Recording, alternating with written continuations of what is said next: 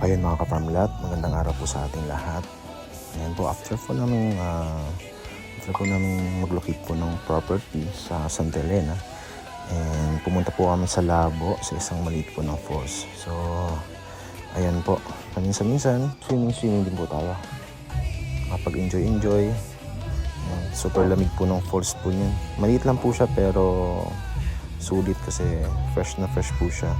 Ito po ay nabili po ito na property ng kasamahan po namin ng ahente, and sa taas po ng property meron pong maliit na falls. So ayan po.